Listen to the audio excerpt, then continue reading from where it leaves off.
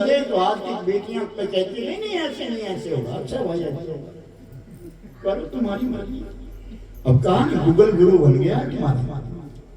हम तो पंचांग देख करके धनतेरस मना रहे हैं, पंचांग देख करके हम शादी विवाह करवाते हैं, पंचांग देख करके हम लोग जो निर्णय ले रहे हैं दीपावली कब है।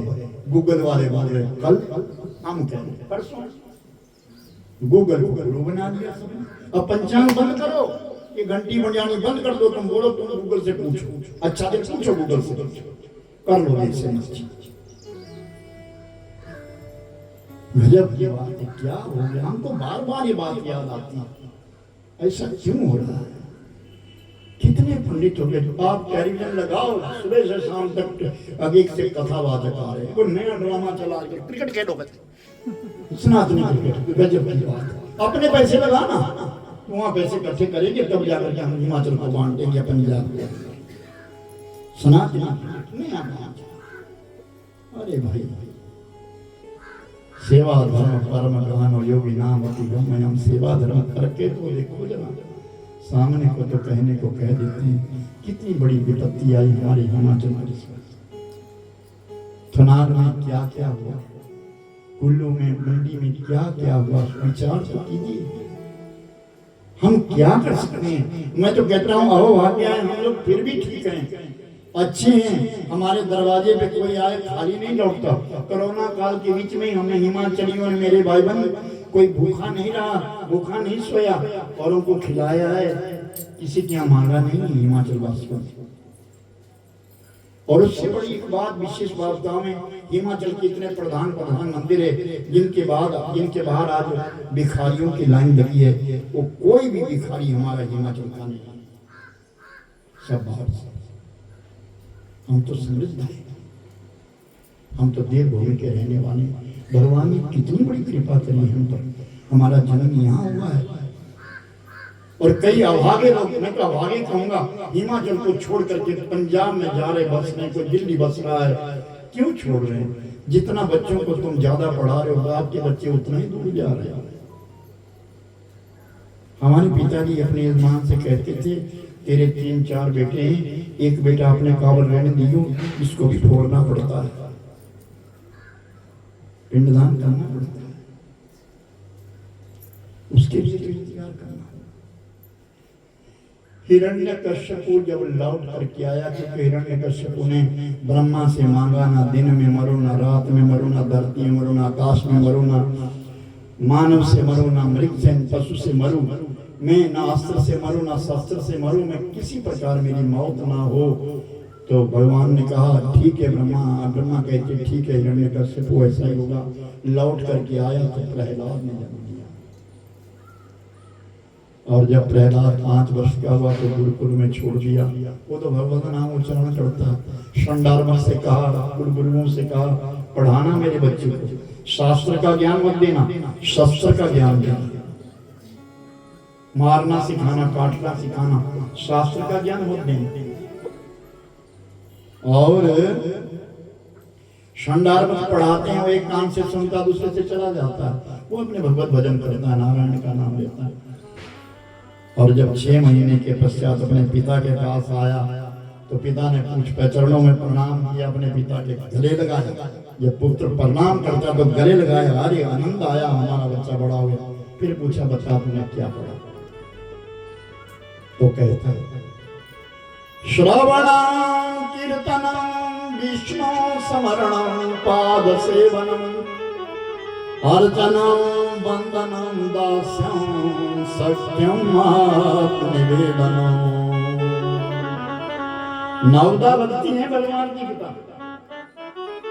पहली भक्ति है श्रवणम, ये भक्ति कर रहे हैं आप इससे।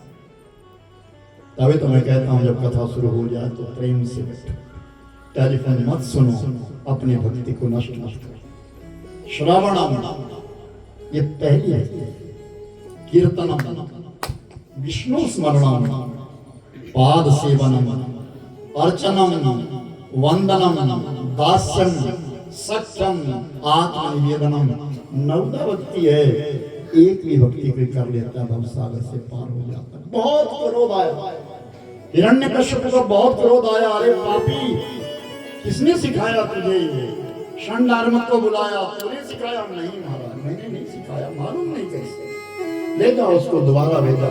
लेकिन उन्हें सब बच्चों के बीच में भगवान नाम उच्चारण किया, फिर खींच करके लाए, पहाड़ी से गिराया, पानी में डुबोया, सब कार्य किए, लेकिन प्रहलाद को कुछ नहीं हुआ, क्योंकि वो प्रहलाद भगवान है। और मेरे भाई बहन, वो प्रहलाद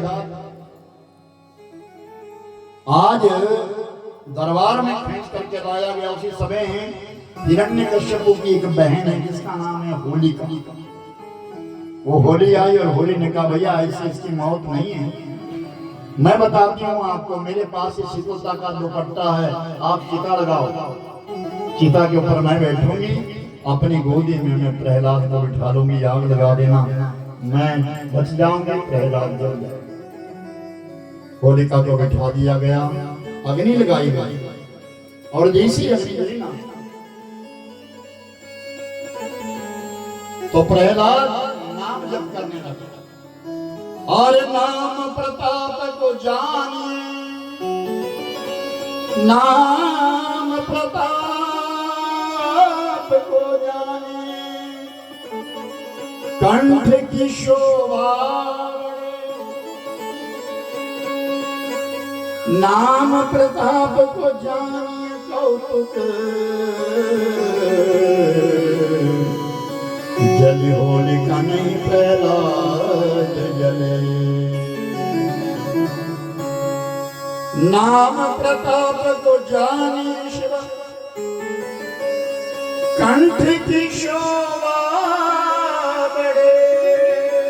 शंकर भगवान ने नाम जब किया था ना तो जहर, तो शंकर भगवान जी के नीला कंठ पड़ गया, नीलकंठ महादेव बन गए। उसी प्रकार आज जब अग्नि लगाई गई, पवन चली, हवा चली, वो दुपट्टा उड़ गया होली का, और प्रहलाद में मिट गया, होली जल गई और प्रहलाद बच गया। नाम प्रताप को जानिए कौतुक, देखी होलिका नहीं प्रहलाद जले। और प्रहलाद बच गया। फिर हिरण्यकश्यप ने खींच करके कहा कि बता तेरा भगवान कहाँ है? क्या स्तंभ में एक खंबा था, क्या इस खंबे के बीच में भी तेरा भगवान है? संयोग से उस समय खंबे के ऊपर एक चिंटी रेंग रही थी, और प्रहलाद ने तुरंत कहा हाँ इसमें भी मेरा भगवान। थोड़े जोर का प्रहार किया, और जैसे स्तंभ के ऊपर प्रहार किया, स्तंभ फट गया, भगवान नरसिंह प्रकट हो गए। बोलिए नरसिंह भगवान की जय। नरसिंह आदि नर और आदि सिंह आदि शेष। संध्या की वेला थी, पकड़ लिया हिरण्यकश्यप को, पकड़ लिया। ना दिन है ना रात है, मेरे पास तो ना अस्त्र है ना शस्त्र है, नाखून है मेरे पास, और मेरे पास कुछ नहीं है, दांत है, ना अंदर मारूंगा ना बाहर मारूंगा। देहरी के ऊपर बैठा दिया, अपने जंगा के ऊपर रख दिया, और देखते ही देखते हिरण्यकश्यप का पेट फूट, और हिरण्यकश्यप से जो ज्योति निकली वो जाकर के नरसिंह भगवान के बीच में समा गई। और फिर प्रहलाद आया, प्रहलाद ने स्तुति करी, नरसिंह भगवान की स्तुति करी। नैवात्मनं प्रभुरवं निजलाभ पूर्णये, मानं जनाद्वेषां करुणो वृणीते, यद यज्ञनो भगवते विषयाभिमानं, तद्यातनं प्रदे मुखस्य यथा मुखश्री। बारंबार स्तुति करके प्रभु आप सर्वशक्तिमान हैं, परिपूर्ण हैं। मेरा पिता दानव था, आपने मुक्ति दे दी मेरे पिता के लिए, आपका बहुत बहुत धन्यवाद है। ऐ परमात्मा आप लोगों का हित करने वाले हैं। इतना कहना ही था कि तुरंत भगवान ने प्रहलाद को उठाया और अपनी जुआ से प्रहलाद को चाट लिया। प्रहलाद तूने मेरा नाम जप किया है, मैं तुझे कैसे जाने लगता? मुझे क्या किया है? प्रहलाद ने हाथ छोड़ दिए।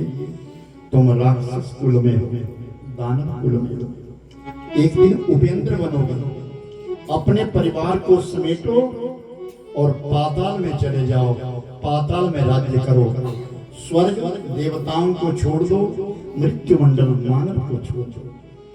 प्रहलाद ने प्रणाम किया, अपने सभी दानवियों को इकट्ठा किया और जाकर के पाताल में रहने लगे। पाताल में जाकर के उनके यहाँ एक पुत्र जन्मा जिसका नाम विरोचन हुआ। और विरोचन इतना दानी, इतना बड़ा दानी, याद रखना दान देने से आयु बढ़ती है। वो दान देने लगे, जो कुछ उसको मिलता वो दान देता, दान देने से आयु बढ़ती है। और विरोचन का आयुष बहुत हो गया।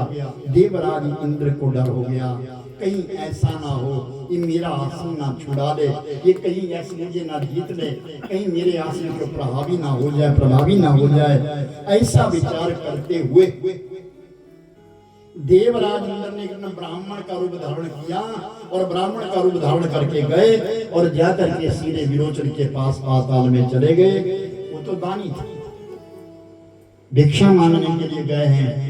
विरोचन ने कहा, विप्र मांगो, क्या मांगना चाहते हो? वचन दो कि जो मैं मांगू दोगे। मैं वचन देता हूँ तुम्हारे लिए, मैं प्रहलाद का पुत्र हूँ, हिरण्यकश्यप का मैं पौत्र हूँ, और मांगो जो तुमको मांगना है। तो मेरे भाई बहन,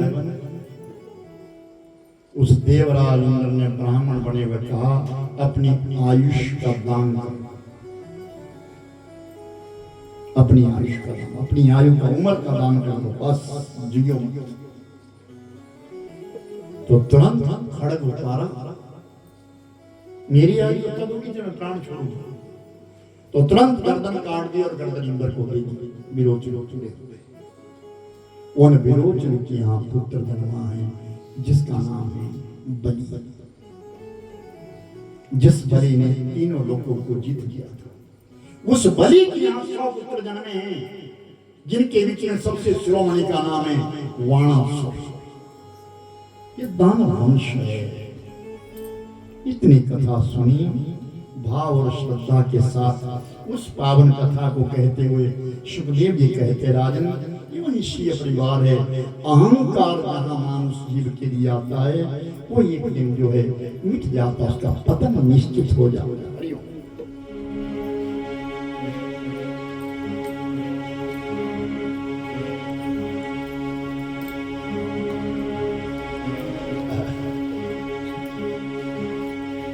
भगवान तेरी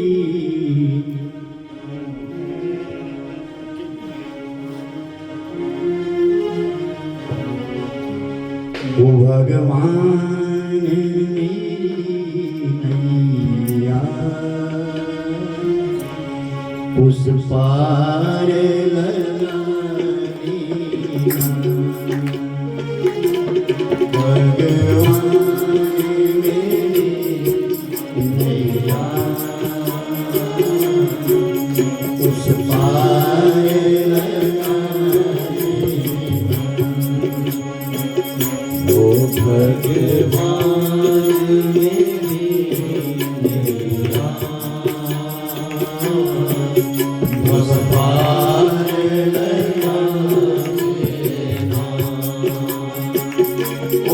अब तक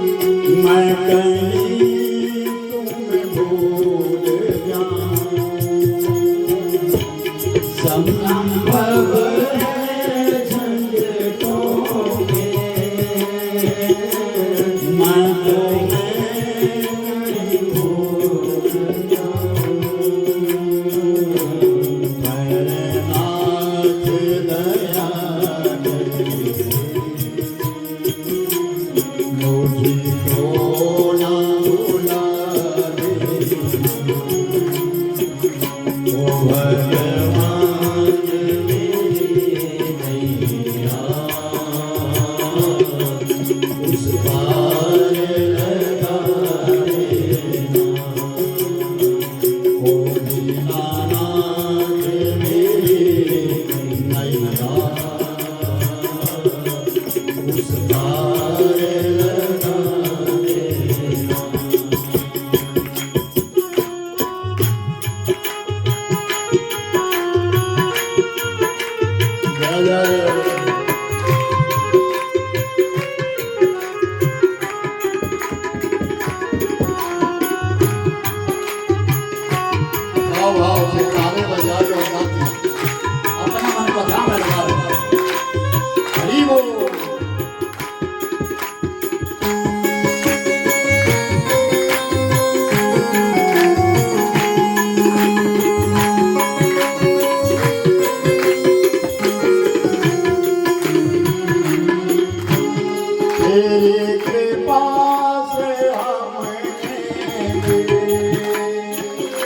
मेरा जन्म जो पाया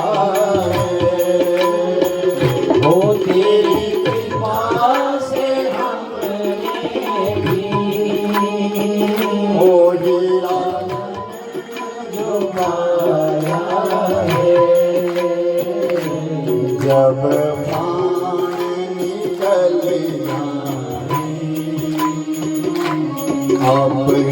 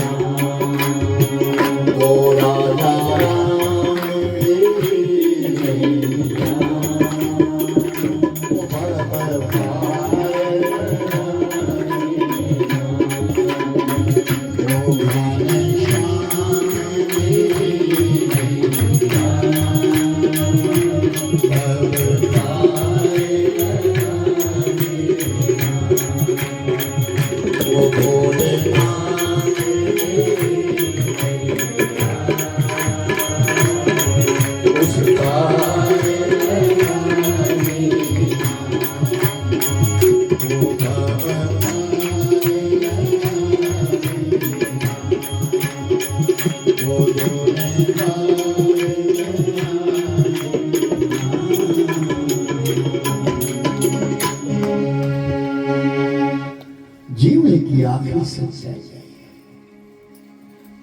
ईश्वर से ये प्रार्थना जरूर करिए, अपनी पूजा के अंत में इतनी प्रार्थना जरूर करिए कि अंत समय तक तेरी याद आए। कितने लोगों को इस जीवन में देखा है अंत समय में भूल जाते हैं, एक दूसरे को पहचानना मुश्किल हो जाता है। कैसा समय आ जाता है, स्मृति खत्म हो जाती है, पहचान नहीं आदमी भूल जाता है। नाम जब तो दूर की बात है, यही भूल जाते हैं कि हमारा कौन लगता है, ये कौन है। सुन्नी एक जगह है, सुन्नी में मैं कथा करता था, तो एक परिवार में 7 बेटे और जो उनके बुजुर्ग थे बहुत निर्धन, लेकिन आज भगवत कृपा से सर्व संपन्न हुए हैं। और अगर वो बुजुर्ग आवाज भी देते तो साथ के साथ लोग अपने अपने घरों से बाहर आते। इतना उनका प्रेम और इतना आदर, इतना सम्मान देते हैं वो अपने ससुर के लिए। लेकिन जब अंत समय आया तो स्मृति भूल गई। मैं उनके यहाँ गया, मैं कथा करने के लिए जाता, विचार किया थोड़ी देर बैठूंगा। उनको पता लगा तो बाजार में आ गए, रास्ते में आ गए, थोड़ी देर के लिए बैठे, चलो गया। तो उन्होंने मेरे लिए दूध पीने के लिए, सुनिए मैं आपको आत्मकथा कह, इस शरीर काम किया, तो उन्होंने मुझे दूध पीने को दिया। मैंने कहा इन बाबा जी को भी दे दो, कि उन्होंने कहा पिया। नहीं, 7 दिन हो गए, पानी भी नहीं पूछते। 7 दिन हो गए, पानी भी नहीं पूछते, खाना वाना तो दिया ही नहीं। हमें समझ गया कि इनकी जो सेल है ना वीक हो गए।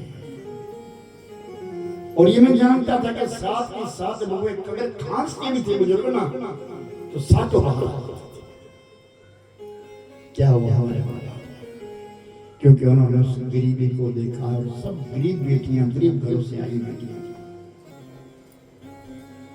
और आज कहते नहीं 7 दिन हो गए मेरे को दूध तो दूध की बात, इन्होंने पानी भी नहीं पूछा।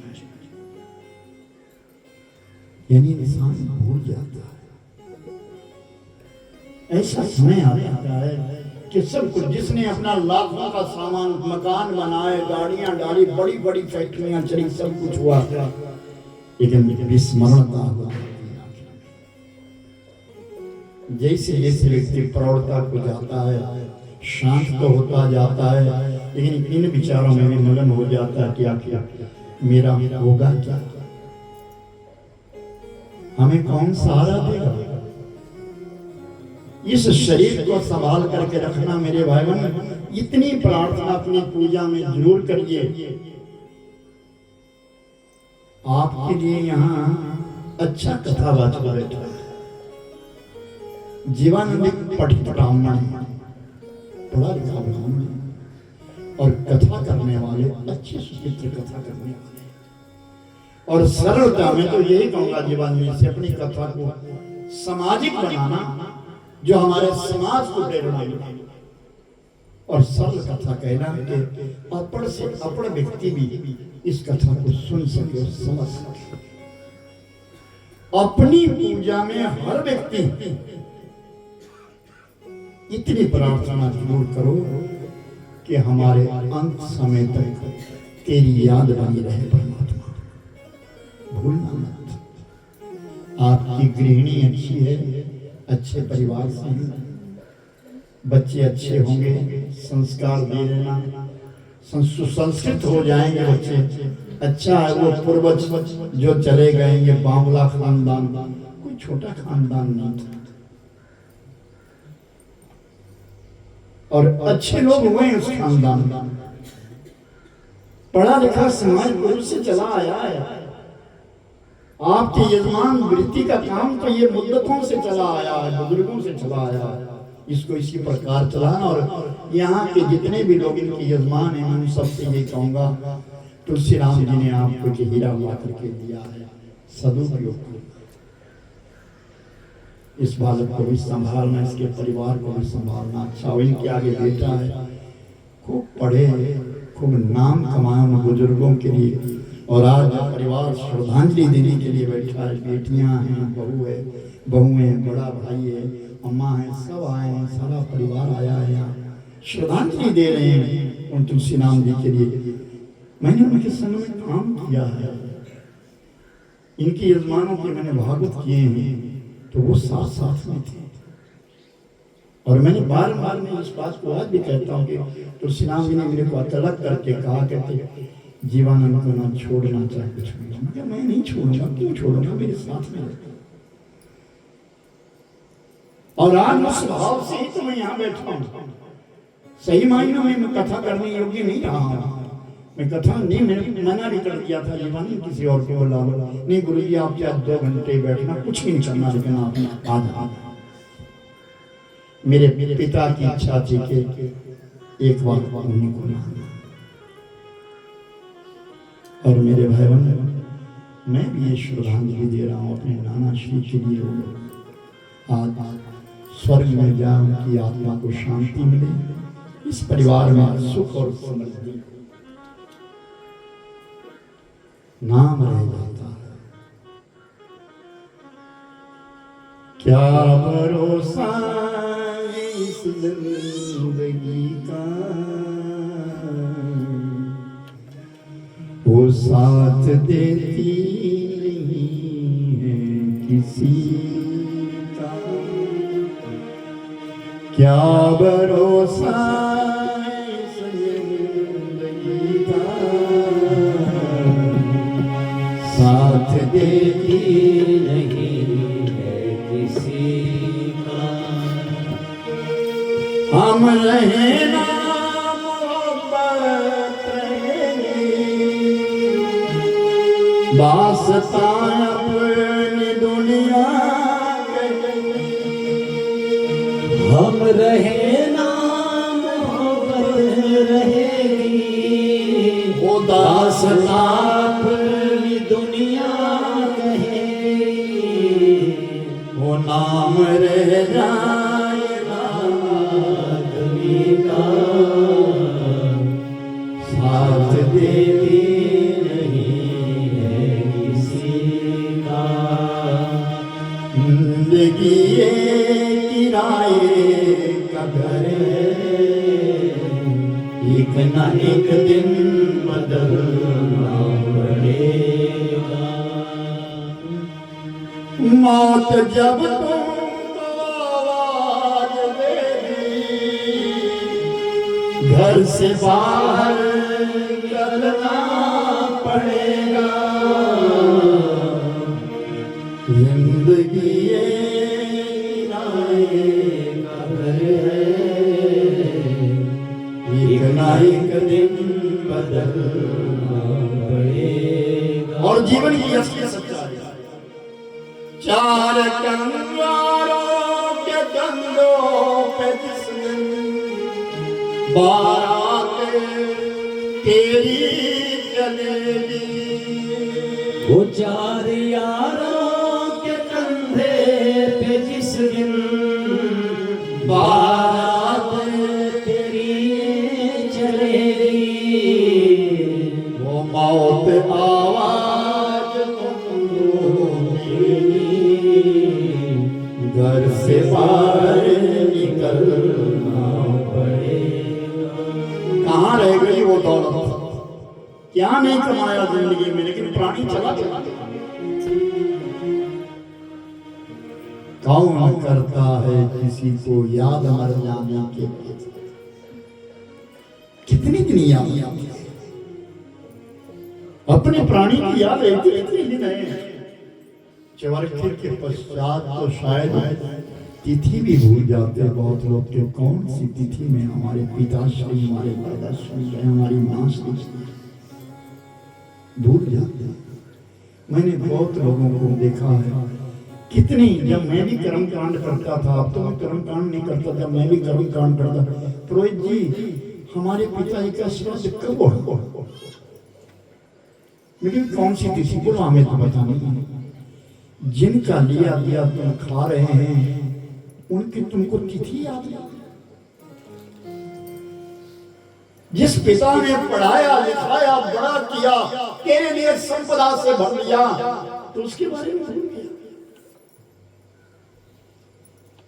ये ज्ञान यज्ञ है, विचार करिए मेरे भाई बहन, मानुष की स्मृति को लौटाता है ये भागवत,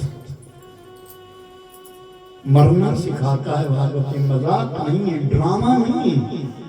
आज लोगों ने ड्रामा कर दिया, भागवत का ड्रामा नहीं है। ये शब्द होते हैं, ग्रंथ होते हैं, जब किसी गलत हाथों में पड़ जाता है, इसकी व्याख्या वो बुजुर्ग आज सच्चाई है इस बात की, आज वो देख रहे हैं मेरा परिवार क्या कर रहा है, मेरे तर्पण हो रहा है, ब्राह्मण तर्पण करवाए, बुजुर्गों के नाम से तर्पण किया जाता है, देवताओं का आह्वान किया जाता है, पूजा की जाती है, अतिथि की सेवा की जा रही है, दान यज्ञ है, शांति यज्ञ है, मान यज्ञ है, यज्ञ भोजन यज्ञ है। भागवत कोई साधारण बात नहीं है। पैसा दुनिया के पास हो गया इसका मतलब ये नहीं भागवत सब कुछ वैसे तो न हो, ऐसे नहीं हो जाता।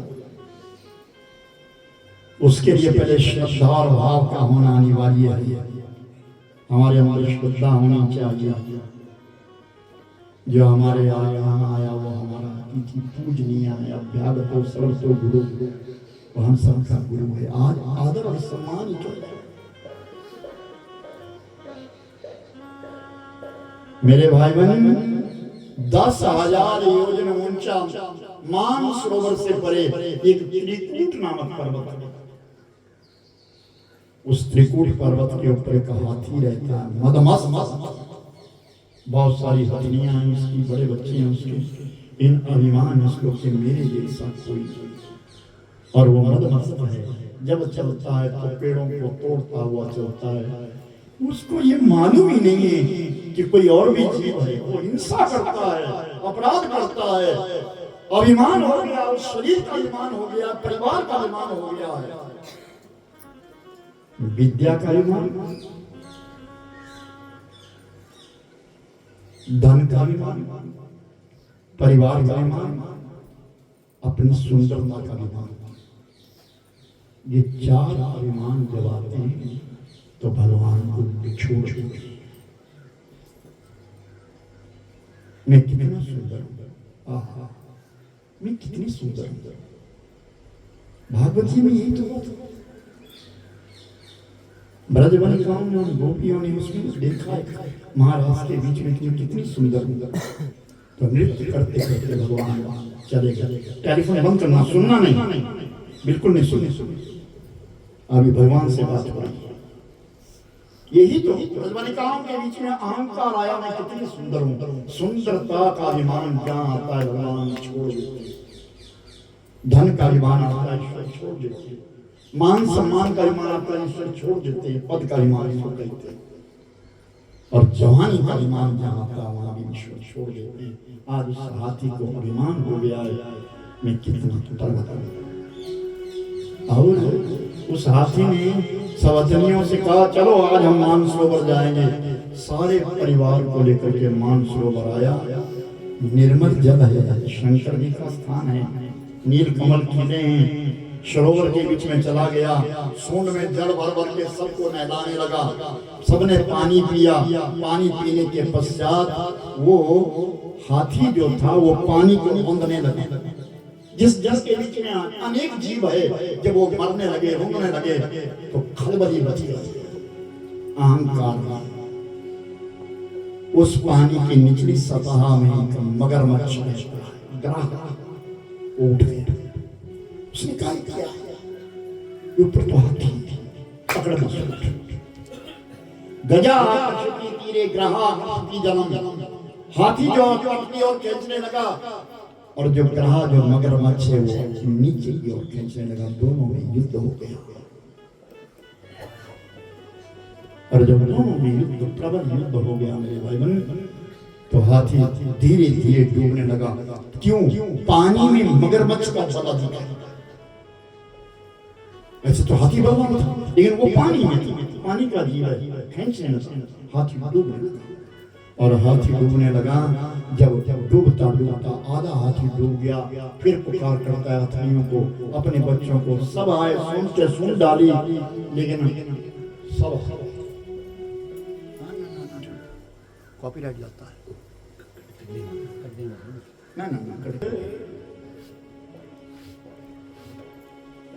वो हाथी जो था वो पत्नियों को बुलाता है और वो सब आए तो है, सूंड से सूंड डाली, सूंड से सूंड डाली डाल करके, और मेरे भाई बहन हार गई, नहीं खेल सकी। और जब हाथी ने देखा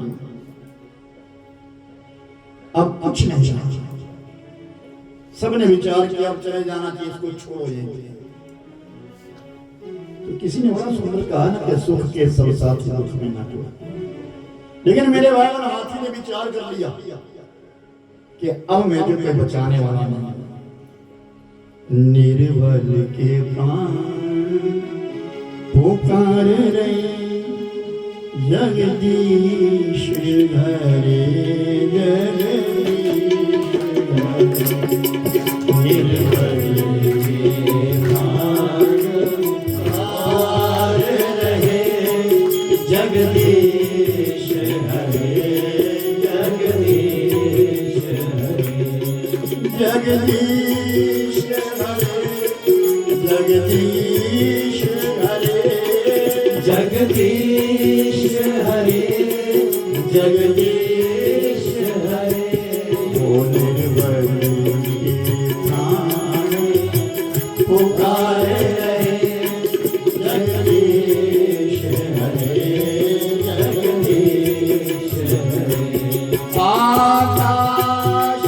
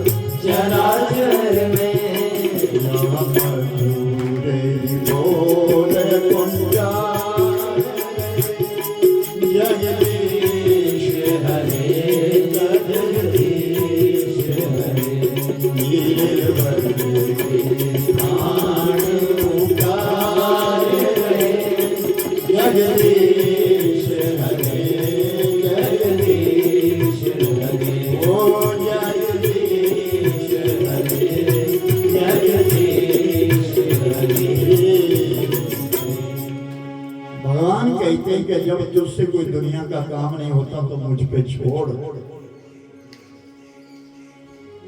जब तुझे दुनिया छोड़ देती है तो मेरी और कौन? जो भर सुंड रही जल ऊपर तब हरि नाम पुकारे। ओ नाथ कैसे गज के फंद छुड़ा। हाथी ने पूरा जोर लगा लिया, छूटा नहीं, परिवार छोड़ करके चला गया। अब जाओ बड़ सुंदर ही जाओ। जब जल के ऊपर जाओ बड़ सुंदर रही तब पुकार करता, फिर करता है उसकी। हे गोविंद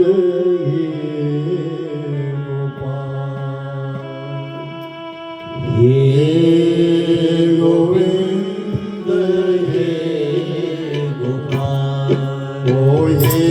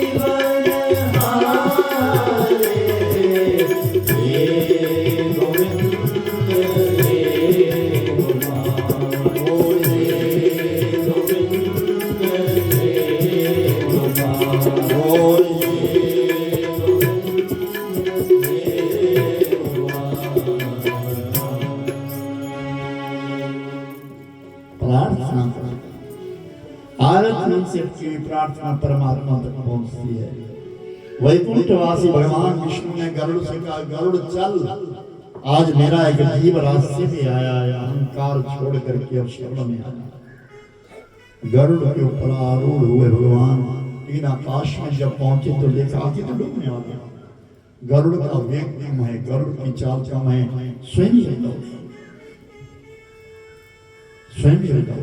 तम भिक्षुक पीडित सावतिरिया सग्राहासु सरस कृपा जहारा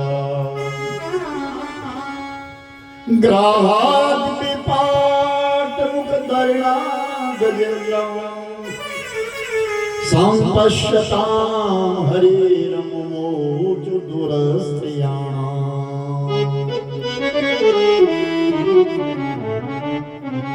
भगवान ने जब हाथी को डूबते हुए देखा तो दौड़े और मगरमच्छ सहित हाथी को बाहर लेकर गया।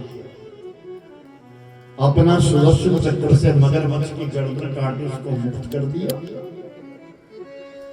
और हाथी को छुड़ा दिया। हाथी जो है स्तुति करता है जिसका नाम है गजेंद्र मोक्ष। कोई वंदन में आए तो गजेंद्र मोक्ष की स्तुति करना, भगवान की स्तुति करी। नमो मूढ़ प्रकृते परमात्मे नमः सुधाय सज्जनाय नीलाय नमो नमः। भगवान की वेद स्तुति करी, गजेंद्र मोक्ष की स्तुति। गजेंद्र मोक्ष का भगवान परम धाम में चले गए, कमल का पुष्प अर्पित किया और वही गजेंद्र मोक्ष कहें कि अंत समय में पंचरत्न जो हमारे यहाँ पूड़िया मुख में डाली जाती है, पंच तत्वों के बने हुए शरीर को वेद करने के लिए, मिलन करने के लिए, लेकिन सही में पंच तत्व नहीं, पंचरत्न पूड़िया तो पंचरत्न भगवत गीता है। पहला रत्न है भगवत गीता जो भगवान कृष्ण ने कही और अर्जुन ने सुनी। दूसरा रत्न है विष्णु सहस्रनाम, भगवान विष्णु के कहा। तीसरा रत्न है गजेंद्र मोक्ष जो हाथी ने स्तुति करी। और चौथा रत्न है मेरे भाई बहन भीष्म स्वराज जो भीष्म पितामह ने भगवान की स्तुति करी थी अंत समय में। और चौथा रत्न है मन, पांच रत्न मन समृद्धि। ये पंच रत्न है। आजकल छोटी छोटी किताब निकली है पंचरत्न भगवत गीता, अपने घर में रखो, अंत समय में सुनानी चाहिए। अगर पंचरत्न नहीं सुना सकते तो केवल भगवत गीता सुनाओ। अगर भगवत गीता में नहीं सुना सकते पूरी तो 700 श्लोक है उनको नहीं पढ़ सकते, हिंदी में नहीं पढ़ सकते, तो 18वां अध्याय जिसका नाम है मोक्ष अध्याय, वो 18वां अध्याय जरूर सुना। जो सुनाता है उसका भी परम सौभाग्य है अंत समय। पर आज तो मरता है, कोई सड़क पे, कोई हॉस्पिटल में, कोई इधर कोई उधर, कौन मारे? अब कौन जाने, कौन पढ़ेगा, कहाँ पढ़े गीता, किसके पास गीता पढ़े? तो मोक्ष कैसे होगा? कहाँ जा रहे हैं? हमारी पद्धतियां कहाँ जा रही है? आज जितनी भी विद्याएं ज्ञान कर रहे हैं ना, वो केवल उधर पेट को पालने वाली विद्या है। सा विद्या या विद्या सा विमुक्त है। भागवत जी कहते हैं विद्या वो है जो व्यक्ति मुक्ति दिलाती है। ये जितनी भी आगे एजुकेशन दी जा रही है बड़े से बड़े स्कूलों में, कॉन्वेंट स्कूलों के बीच में, देश में विदेश में, वो केवल अर्थोपार्जन है, केवल धन को कमाने के लिए, ना कि मुक्ति के लिए। माता पिता के विचार करना चाहिए। उसका एक ही उपाय है कि अपने बच्चों को सुसंस्कृत कर दीजिए, शिक्षा के संग संग मन को विकसित जरूर करिए। हम ये नहीं कहते कि तुम मॉडर्न ना बनाओ, हम ये नहीं कहते कि अच्छे वस्त्र ना पहनाओ, हम ये नहीं कहते तुम देश ना घुमाओ, विदेश ना घुमाओ, सब करो, लेकिन उसके साथ साथ अपनी संस्कृति का ध्यान रखो। हमारी संस्कृति है क्या, उसके उसके मैं नए बच्चों से ले करता हूँ। आप लोग नए कथा पढ़ता है, बहुत लोग 2-4 मिनट हो जाते हैं। ऐसा हम तो उत्तरांचल, हम तो अस्त्रांचल की ओर जा रहे हैं, हमारा समय पूर्ण हो गया, हाथ आगे उदय हैं। थोड़ा सा संस्कृति पर जीवन कहा करिए, हर कथा में टॉपिक जुड़वाएं, हमारी संस्कृति क्या है, हमें क्या करना चाहिए, वरना सनातन बिगड़ जाएगा। अल्लाह अल्लाह कहने वाले आ रहे हैं, सुनते जाओ, जय सिया राम कोई नहीं कहेगा। तुम्हारी बुआ कौन होगी, तुम्हारी मासी कौन होगी, तुम्हारा चाचा ताया कौन होगा, फूफा कौन होगा? जब बच्चे पैदा नहीं करने, पहले तो 2-3 बच्चे थे, 3 से 2 पे आया, 2 से 1 पे आ गया, और अब तो मैंने ऐसा देखा बड़े घरों में बेटी है, बात बताइए। एक बेटी, मेरे शिमला में जानने वाला अच्छा परिवार है, बड़े लैंडलॉर्ड आदमी है तुम्हारा यहाँ। मैंने उनकी जेठानी से पूछा, मैंने बेटा तुमने इनको बहू को बोला कि तुम्हारी एक बेटी 9 साल की हो गई, दूसरा बच्चा क्यों नहीं देखा तुमने? कहते मैंने बोला था गुरु जी, लिखने कहती कि मैं बच्चे पैदा करने की मुश्किल हो गई। शिक्षा कहाँ है? कनाडा। पढ़ती कहाँ है? कनाडा। वहां से पढ़ कर किया, डॉक्टर है, और कह रही कि मैं बच्चा पैदा करने की मशीन। बताइए, हमारे बुजुर्गों ने पेड़ पौधे पूजे हैं, तब जाकर के संतान को पाने के लिए हमारे बुजुर्गों ने, हमारे पूर्वजों ने हमारे सगे संबंधियों ने पेड़ पौधों की पूजा करी है, देवताओं के आगे ना कर खड़े हैं, संतान हो जाए हमारे वंश की वृद्धि हो जाए। कितनी बड़ी विडंबना है, हम कहां बोले, क्या कर रही है हमारी संस्कृति कहां जा रही है? हम क्यों नहीं विचार करते से कि हमारी संतान हो, अच्छी हो, हमको देखे। एक बात आपको एक स्पष्ट बात कहूं, बाप बेटे को उठाना चाहता है, उसकी हर ख्वाहिश को पूरा करता है, टेलीफोन लाकर उसको देता है, उसको मीठी आवाज में सुनना चाहता है, लेकिन बेटा बाप से ज्यादा मां से बात करता है, बाप से और वो बाप तरसता है कि जिस संतान को मैंने पाल पोस करके बड़ा किया, कम से कम एक बार मेरे को बाप बोल करके तो देखो, आए तो सही, तरसता है बाप। ये क्या सभ्यता आई है, क्या हो रहा है दुनिया में? जो बाप उसको उठाना, मां तो 9 महीने पालती है, सुनते रहिए, मैं थोड़ा बोलने का खड़ा, मां केवल 9 महीने पालती है, फिर पिता तो अपने दिमाग में तब तक पालता है जब तक वो कहीं सेट नहीं किया। ये सच्चाई है, पिता के दिमाग में तो घूमता रहता है, मैं अपने बेटे से क्या कराऊंगा, बेटे से क्या कराऊंगा। जीवन की सच्चाई है, इससे भागना मत। वो दिन कहां चलेगा जब बेटा अपनी जेब के बीच में पंचतन पुड़िया को लेकर के रहता था, मेरे पिता पता नहीं कब चले जाए, मैं अपने पिता के मुख में पंचतन डालूंगा। वो सनातन कहां गया? सनातन क्यों हम पाश्चात्य सभ्यता में इतने उलझ गए हैं? अरे बेटी अगर सुन लेती थी ना कि मेरे पापा को कुछ हुआ है ना, चाहे उसके कितना काम हो, तुरंत दौड़ के आती थी। आज की बेटियां आती कहां है? आज की बेटियां तो भाग के जा रही है, उसको इतना पता नहीं है मेरे माँ बाप की इज्जत क्या है। उसे इतना भी नहीं लगता कि मेरा भाई कितना बड़ा हो गया, मेरे पिता की कितनी इज्जत है, मेरी माँ की कितनी इज्जत है, कैसे मुझे पाल पोस करके बड़ा किया। आज माँ बाप की इज्जत को लात मार करके भाग के चले जाते।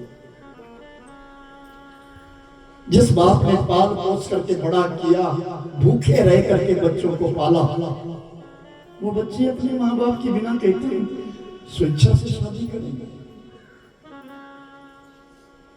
कितने अरमान होते हैं पिता के और माता के, एक दिन आएगा हम अपनी बेटी का विवाह करेंगे, कन्यादान करेंगे। कितना सोचता है पिता, मां कितना सोचती है और कितने सपने सजोती है।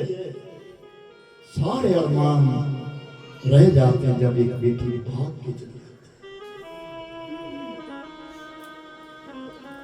कहां जाना, कहां करेंगे? इसलिए कहता हूं कथाओं को सुनाइए। कोई कथा सुनाने वाला आए तो अपने बच्चों को कथा में बिठाओ। ये रस है, इसे पियो तो सही। ये कथावाचक के घर की कथा, साधारण कथा नहीं। ज्ञान देना, शब्द शब्द के ऊपर अंकुश लगाना पड़ रहा है। कल के लिए आप ही कहेंगे हमारे गुरु जी ने किसको बुलाया था, उनके घर में क्या कहा। आज दादा गुरु हूं मैं, तुम्हारे गुरु का गुरु हूं मैं। मुझे हर शब्द को सोच के बोलना होगा।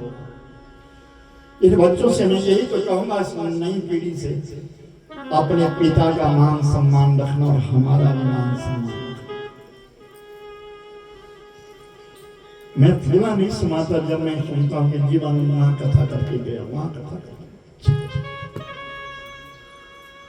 हमारी संस्कृति है, कायम रखेंगे, अच्छा लगता है।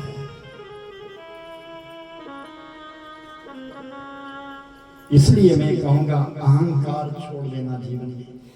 देवराज इंद्र को अहंकार हुआ था, दुर्वासा ऋषि ने इंद्र के लिए फूलों की माला दी और इंद्र अहंकार में था, सोमरस पी रहा था, अप्सराओं का नृत्य देख रहा था, उस माला को पीछे फेंक दिया। ऐरावत हाथी पर गिर गई। ऐरावत की हाथी के ऊपर से नीचे गिरी और पांव के ऊपर को नीचे कुचल दिया। पता चल गया दुर्वासा ऋषि को दुर्वासा तक बोलता, श्राप दे दिया, श्रीवहीन हो जा। तपस्या करने वाला साधक जब अपनी वाणी से कहता है पूर्ण हो जाओ,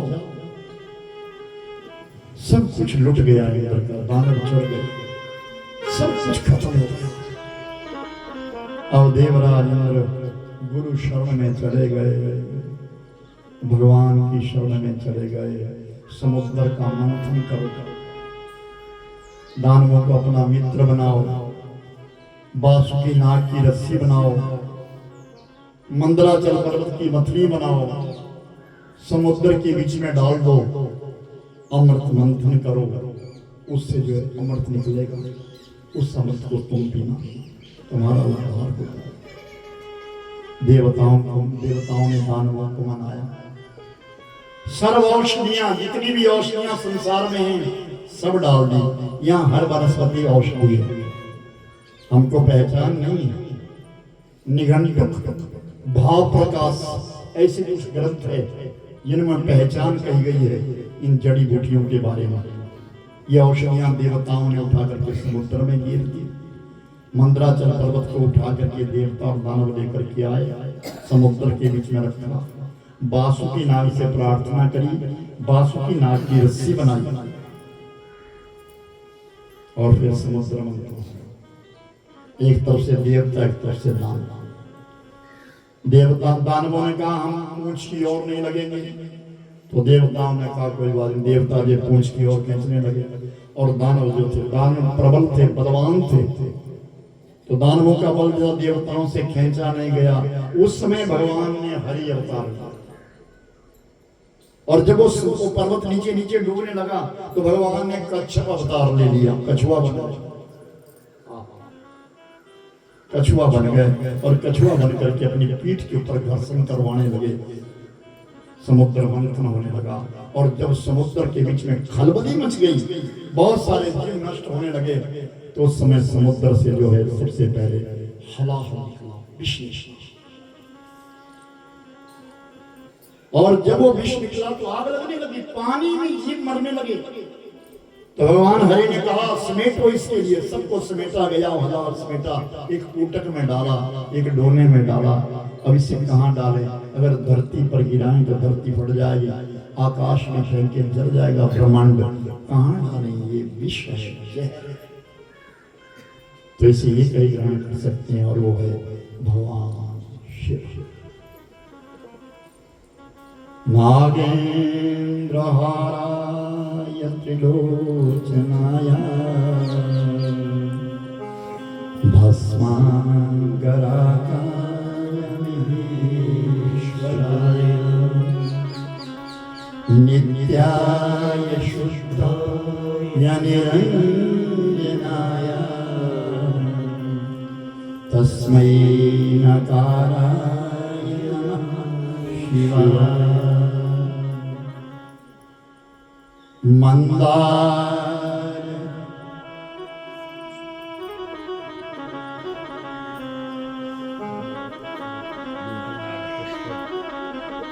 बोलो, मंदार पुष्पपूजिताय तस्मै नकाराय नमः शिवाय। मंदार किसे कहते हैं? मेरे एकदम ध्यान था। मंदार का फूल है। आप चुप रहिए, आप किसी को बताएं मंदार किसे कहते हैं? सबसे प्रिय फूल है भगवान शंकर जी। बताओ जरा मंदार किसे कहते हैं? आपको मंदार कहते हैं। आग को जो मंदार कहते कि आग का पुष्प जो है भगवान शंकर ने बहुत ही बढ़िया है। इसलिए आपके यहाँ तो मेरे ख्याल होता बहुत होता है। मेरी एकदम समृद्धि आई ध्यान आया कि यहाँ तो मंदार है। तो मेरे भाई बहन भगवान शंकर जी की पूजा नाना विधि प्रकार से की जाती है। और नमः शिवाय ये वाणी पे कहा जाता है। मेरे भाई बहन भगवान शंकर जी स्वयं कहते अगर मुझे पाना है तो राम को बच, और राम कहते अगर मुझे पाना है तो शिव को बच। शिवद्रोही ममदास गावा सोनर सपने मोहि न पाऊं। शंकर विमुख भक्ति चाह मोरी सोनार की मूड मंद मति थोड़ी। राम कहते कि मुझे कोई पाना चाहता बिना शिव के नहीं पा सकता। शंकर जी का भजन कर। और शिव कहते अगर मुझे पाना चाहता है तो राम सब है, राम को भज। राम रामेति रामेति रमै रामै मनोरमे सहस्रनाम तत्तुल्यं राम नामं वरानने। शिव का वाक्य किसके लिए कहा? पार्वती को। भगवान शिव समाधि में बैठे थे ना, संध्या वंध्या करने के लिए नियुक्त हो रहे थे ना, तो पार्वती ने कहा मैं इतनी देर में विष्णु सहस्त्र नाम का पाठ करूं। फिर कहते आए वारानने सुन, राम शब्द में रमण करती हुई एक बार राम बोल। भगवान विष्णु के 1000 नाम लेने का पुण्य एक बार राम बोलने से।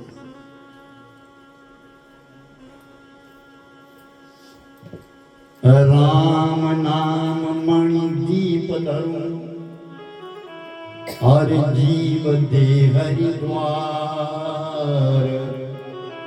तुलसी पार भीतर जो चाहसी उजिया। जो अपने अंदर बाहर उजाला चाहता है ना, वो अपनी जीवन के ऊपर एक दीपक जला लो जिसका नाम है राम। और कितनी बड़ी विडंबना है। मैं कौन बनेगा करोड़पति? बहुत दिखता टेलीविजन लगाना तो कौन बनेगा करोड़पति? क्योंकि उसमें जनरल नॉलेज बहुत है, बहुत है।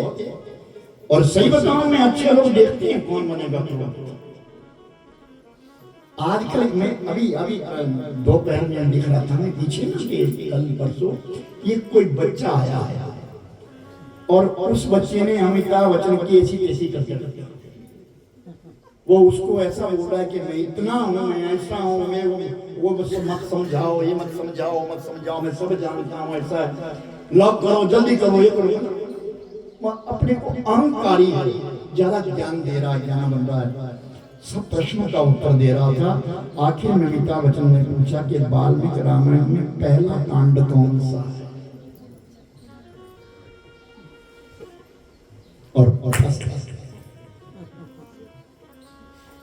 और कह दिया अयोध्या कांड, जो हारा जीता हुआ था वो भी हार गया। सारी अकड़ एक मिनट में निकल गया, एक मिनट में। बहुत सारे लोग मैंने उस केवीसी में देखे हैं, बड़े से बड़े प्रश्नों का उत्तर दे देंगे, लेकिन जब धार्मिक प्रश्न किया जाएगा ना तो फंस जाते हैं। क्योंकि अब वो तुम्हारे सिलेबस में नहीं, अब कोई पढ़ाता नहीं या पढ़ते नहीं, बताया नहीं। कॉलेज से निकले हो बच्चों से पूछ रहे हैं, पत्रकार पूछ रहे हैं, अच्छा बताओ भीमसेन रावण का क्या लगता था? छोटा भाई था। राम का बड़ा भाई कौन था? युधिष्ठिर। क्योंकि पता है जब है ही नहीं सिलेबस में तो अपने बच्चों को तुम तो बताओ,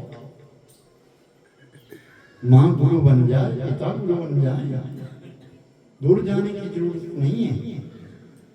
समुद्र का मंथन फिर होने लगा और वो जहर लेकर के चले गए और भगवान शंकर जी को दे दिया। परमात्मा ने विष पिया नहीं, अपने कंठ में रख लिया। उनका नाम नीलकंठ पड़ गया। बोलिए नीलकंठ महादेव। कहाँ है नीलकंठ? जरा मंदिर कहाँ है? नीलकंठ का दर्शन कराएं बताओ। ऋषिकेश से ऊपर जाकर पहाड़ी के ऊपर नीलकंठ महादेव श्रावण के महीने में मिला। और उसके पश्चात फिर समुद्र का मंथन हुआ, लक्ष्मी निकली, वो भगवान विष्णु को दे दी गई। फिर समुद्र का मंथन हुआ, पारिजात वृक्ष निकला, वो देवराज इंद्र को दे दिया गया। कल्प वृक्ष निकला, भागवत को भी कल्पतरु कहे हैं। भागवत के नीचे बैठ करके जो प्रतिज्ञा करे, कामना करे, वो भागवत देता है। कल्पतरु के नीचे जो कल्पना की जाती है वो प्रदान करता है कल्पतरु। पिबतम भागवतम रसमालयम, भागवत का रस कल्पतरु। फिर कहे हैं उसके पश्चात उच्चैश्रवा घोड़ा निकला, और वो उच्चैश्रवा घोड़ा जो है मेरे भाई बहन सूर्य नारायण को दे दिया, क्योंकि रुकेगा नहीं, वो सूर्य नारायण जो चलते जा रहे हैं। तत्पश्चात ऐरावत हाथी निकला, वो ऐरावत हाथी देवराज इंद्र को दे दिया। उसके पश्चात वारुणी निकली, मदिरा निकली, और वो मदिरा किसको दे दी गई? दानवों को दे दी गई। किसको दी? आप भी बोलिए। मैं नहीं बोलता, आप कहते हैं, मैं कहीं थोड़ा बोलता हूँ, मैं कविता है, पुरुष भी बोले। ये दानव, ये मानव की वस्तु नहीं है, ये दानव की वस्तु है। बड़े बड़े घर उजड़ते देखते हैं शराब पीने वालों के, बड़े बड़े। कहते हैं कि नशा बोतल में नहीं, नशा इंसान में है। नशा अगर बोतल में होता तो मैं खाने में पड़ी पड़ी बोतलें ना उछला करती। दम हमने लगाया तो हमें दूर की सूझी, मन दम मौला ने दिखाया, मिलाया तो उसको हूर की सूझी। दम अगर मदारी ने लगाया तो अपने लंगूर की सूझी। दम अगर भूखे ने लगाया तो तंदूर की सूझी। कहत करतार सच्चा दम उसने लगाया, जिसको अपने नूर की सूझी। मैं कौन? मैं क्यों आया? उसने सच्चा दम लगाया, वो दम, वो दम।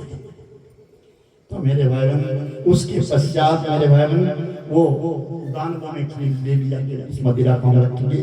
सारंग धनुष निकला, और वो सारंग धनुष जो था वो हरि विष्णु के लिए दे दिया।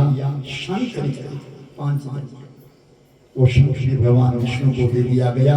कामधेनु गौ निकली, जिसके पास जो कामना करे वो धेनु गौ माता सब कुछ देती है।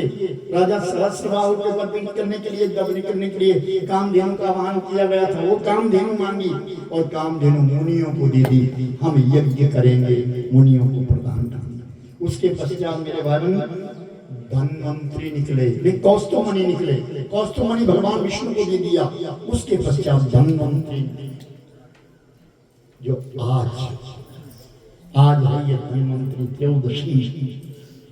लोगों ने कल मनाने, कल नहीं है। सोना चांदी खरीदने के लिए धन्वंतरी नहीं आए थे, अमृत लेकर के आए थे। 14वां रत्न जो है वो अमृत है। अमृत दुनिया को बांटने के लिए आए थे, प्रेम बांटने के लिए आए थे। मेरे भाई बहन राजस्थान में एक बड़ी अच्छी पद्धति है। मैं राजस्थान रहा हूँ, हनुमानगढ़ के बीच में एक बड़ी अच्छी रीति है। वहाँ का एक आचार है, क्या दीपावली के दूसरे दिन एक दूसरे से मिलने जाते हैं। आज राम नामी का दिन है। मैं समझा नहीं आपकी बात। साल भर हमसे कोई गलती हुई हो मेरे भाई, क्षमा। कितना अच्छा मेरे भाई, साल भर अगर मैंने आपको गाली गलौज किया हुआ हो तो मुझे क्षमा करना। दुनिया में सबसे बड़ी बात है क्षमा मांगना और क्षमा देना। तुमसे गलती हो जाए क्षमा मांगना, और अगर क्षमा मांगी तो जिससे क्षमा मांगे उसको क्षमा दे देनी चाहिए। मैंने उस पर दया करी। दया शब्द में भी कठोरता है, लेकिन क्षमा शब्द में कठोरता नहीं है। आहा, मैंने क्षमा मांगी। और फिर ये 14वां अमृत निकला, जिस अमृत को देवता और दानवों की पंक्ति में पहले दानव दौड़े, हम पिएंगे हम पिएंगे। सूर्य चंद्रमा और बृहस्पति ने इसकी रक्षा की। वो अमृत का कल सबसे पहले माया नगरी हरिद्वार के बीच में दबा दिया गया, वहां से उठा लिया गया, फिर जाकर प्रयागराज की भूमि में रख दिया, प्रयागराज की भूमि से उठा लिया चला गया, फिर नासिक में गोदावरी तट पर रख लिया, गोदावरी तट से फिर उठा करके रख लिया, फिर उज्जैन क्षिप्रा नदी के किनारे रख दिया गया, फिर वहां से उठा दिया गया। अब देवता और दानव आपस में लड़ने लग गए, तो कहा भगवान ने उस समय मोहिनी रूप धारण किया, मोहिनी अवतार, देवता और दानवों की लाइन लगा दी गई, एक तरफ देवता और एक तरफ दानव। तो मोहिनी ने देवताओं का पहले तुम्हें पिलाऊंगी, दानवों ने कहा पहले हम पिएंगे। तो भगवान को चलिया, परमात्मा ने कहा पतला पतला है, ये मैं देवताओं को पिलाऊंगी, गाढ़ा गाढ़ा मैं तुम्हें पिलाऊंगा। टेलीफोन बजा भाई किसी का, बंद कर देना।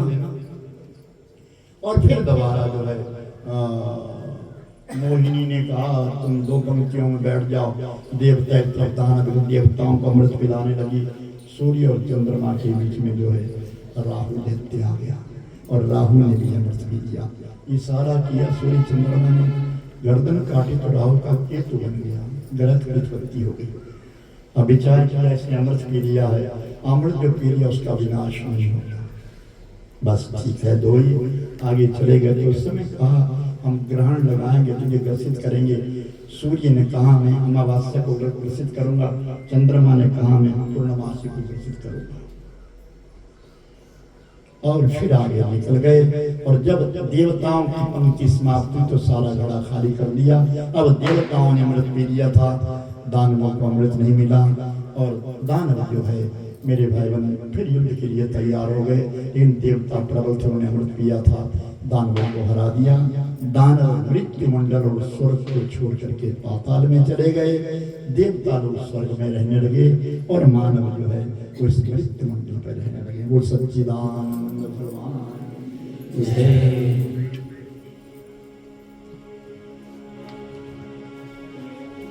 मुझे मेरे दाता ने सब कुछ दिया है,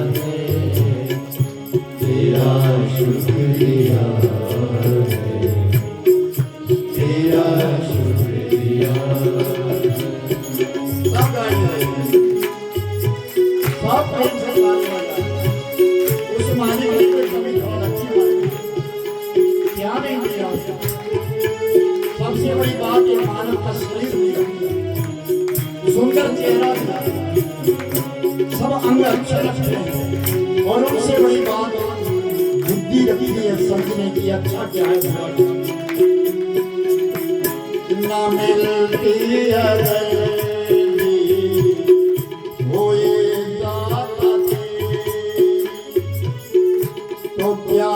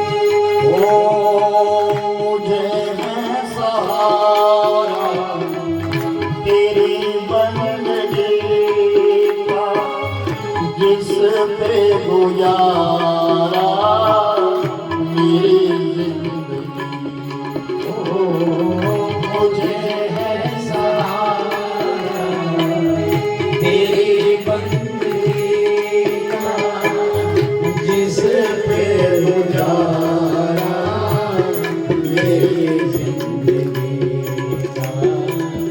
मिला मुझको जो कुछ तुझी से मिला है, मिला मुझको जो कुछ तुझी से मिला है, तेरा शुक्रिया, तेरा शुक्रिया। मुझे मेरे नाना ने सब कुछ दिया है, तेरा शुक्रिया, तेरा शुक्रिया।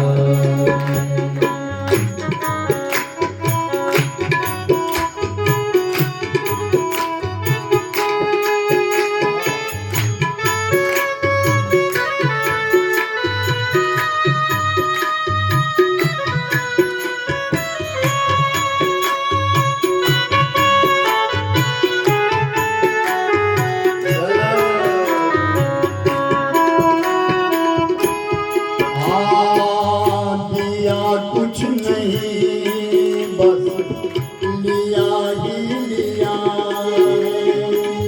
दिया कुछ नहीं बस लिया ही लिया।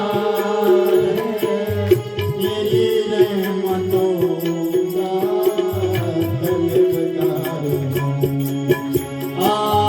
किया कुछ नहीं बस सरकार हूँ। तेरी रहमतों का तलबगार हूँ, दिया कुछ नहीं बस लिया ही लिया है, दिया कुछ नहीं बस लिया ही लिया है, तेरा शुक्रिया, तेरा शुक्रिया। मुझे मेरे मालिक ने सब कुछ दिया है, तेरा शुक्रिया, तेरा शुक्रिया, तेरा शुक्रिया, तेरा शुक्रिया, तेरा शुक्रिया, तेरा शुक्रिया। हम उसे देते थे खाली समय। वो जरूरी नहीं है कि हम ढूंढी चढ़ा, जरूरी नहीं कि हम धनी चढ़ा, वो तो समय मांग रहा है, अपने लिए समय मांग रहा है।